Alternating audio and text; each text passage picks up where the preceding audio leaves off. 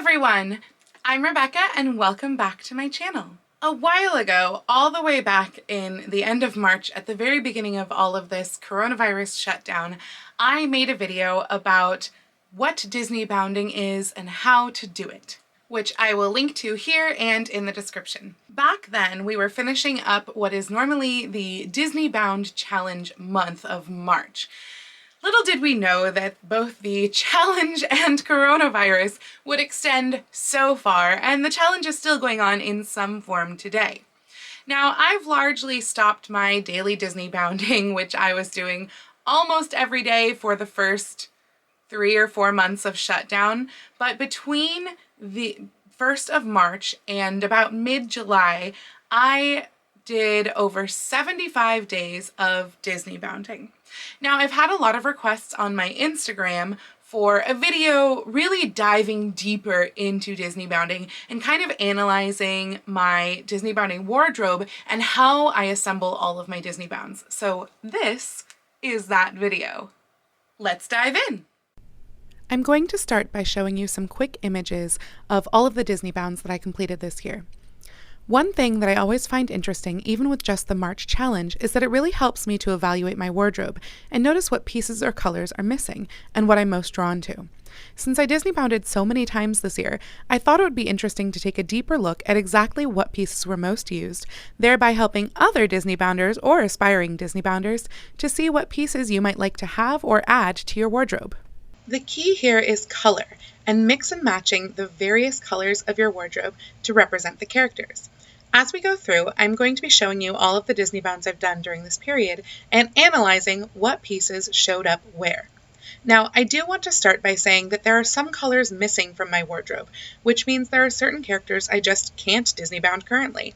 For example, I have no solid yellow, purple, or green skirts, and am lacking in brown or other earth tones in general. But let's start with what I did use, beginning with my blue skirt, which was one of my 2 most used clothing items. This blue skirt was used 11 times for the Genie from Aladdin, Dory from Finding Nemo, Snow White, Captain Phoebus from The Hunchback of Notre Dame, Anna's main outfit from the first Frozen movie, Prince Eric from The Little Mermaid, Mary Poppins, Goofy, Sorcerer Mickey, Sadness from Inside Out, and Ariel's town dress outfit. The other item I used 11 times was a white lacy skirt.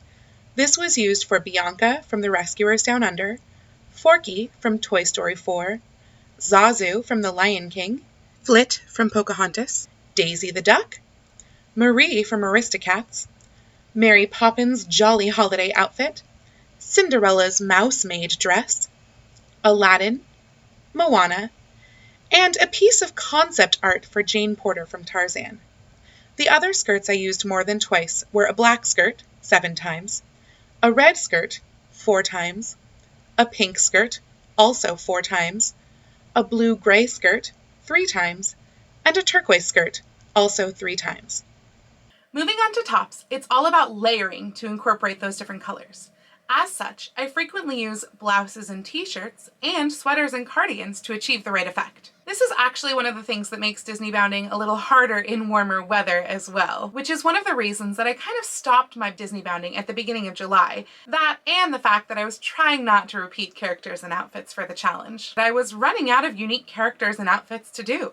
Starting with the blouses, I wore some form of white or ivory blouse a total of 20 times.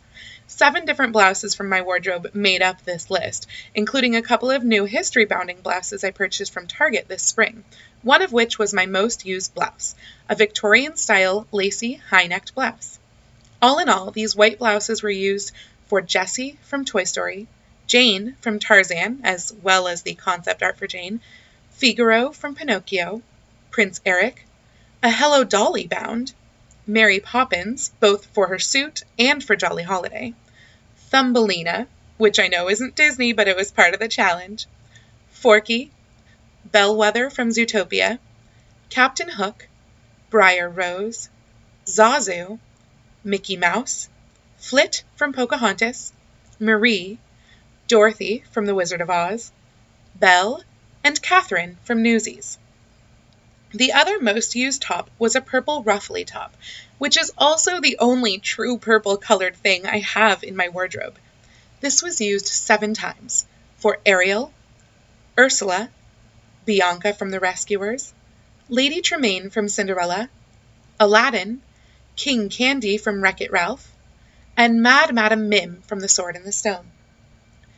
Yellow was also a frequent blouse color to appear in my bounds.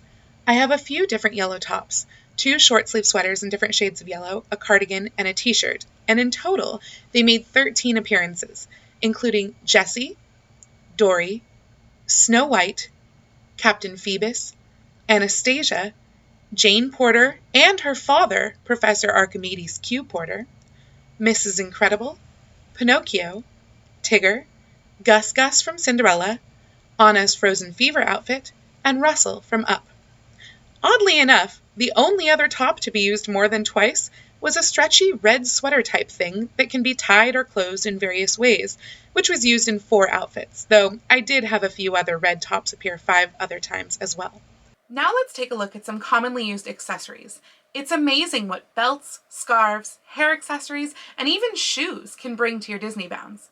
I would say belts or sashes are the most useful and versatile accessory when it comes to Disney bounding. For example, I used a brown belt in 10 Disney bounds for my Dapper Day Merida, Robin Hood, the Pirate Fairy from Tinkerbell, Captain Phoebus, Jane Porter and her original concept art, Professor Archimedes Q. Porter, Aladdin, and Anna in Frozen 2. I used a red belt for 7 different looks, including Genie, Ariel, and Prince Eric, my Hello Dolly bound, 2 different Mary Poppins looks, though, to be honest, one that I used was actually my Mary Poppins costume waist cincher, but a red belt would work just great too, and my dapper Snow White look. I used a yellow belt or yellow sash in 5 looks, including Captain Hook, Mushu from Mulan, Gaston from Beauty and the Beast, Mickey Mouse, and Mrs. Banks from Mary Poppins, which actually used both the sash and the belt. Shoes are also useful, particularly if they are outside the norm of black or light-colored shoes. So many characters wear brown shoes. I wore brown loafers for 9 bounds and brown tall boots twice. You'd probably be surprised also at how many outfits really pop with a pair of Victorian boots, which I surprisingly wore in either ivory or black with 7 different bounds.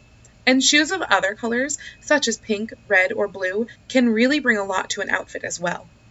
In addition, don't ignore headbands, hair bows, hats, or even wigs, all of which do a great job of representing the coloring on or near a character's head. While there is not nearly as much repetition when it comes to this kind of accessory, these pops of color can be key items in representing a character, which you can particularly see in some of these pictures, such as Forky from Toy Story 4, Bianca from The Rescuers, Mary Poppins, Jane or Archimedes Q. Porter, Edna Mode from The Incredibles, or Daisy Duck. Sometimes even props can be used to great effect.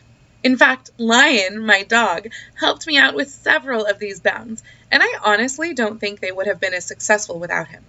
Look how perfect he is playing the sheep with Belle in Beauty and the Beast, Doug with Russell in Up, Toto with Dorothy in The Wizard of Oz, Dumbo with Mrs. Jumbo, and Max with Prince Eric in The Little Mermaid. He is the perfect bounding partner. Of course, many other props were used besides Lion, such as tiaras, a stuffed monkey and stuffed bear, umbrellas, an oversized fork, aka a dinglehopper, a sword, and many other random items, all of which I found around my house. Remember, Disney bounding should be fun and shouldn't cost you an arm and a leg. When I go thrifting, I definitely do keep my eye out for pieces that would make great Disney bounds, like this pineapple sweater that I found at the thrift store last fall, perfect for a Dole Whip bound. But I don't want to spend a lot of money on any of these bounds. I want versatile pieces that I can use on many bounds. Thank you so much for joining me for this video. I do hope it was interesting and enjoyable for you. If you liked this video, please go ahead and click the thumbs up icon. And if you'd like to see more videos like this from me, please go ahead and click subscribe and the little bell icon to be notified every time I post a video. I do post videos here on my YouTube twice a week with my sewing vlog coming out on Tuesdays, but I post every day over on Instagram, so please go follow me on Instagram at Lady Rebecca Fashions. If you'd like to support more great content like this for me, I have a link to my Ko-fi or coffee down in the description below, and I would really appreciate it if you'd be able to support me there. Once again, I do hope that you enjoyed this video, and I will see you very soon in my next video. Happy sewing! Lion! Oh my god. You're just making a lot of noise. Sweetie. Now you're gonna get me covered in dog fur. I just lint rolled. Hi. Can I film? Can I film? Go get your snake or something. Go on, go lay down. Lay down.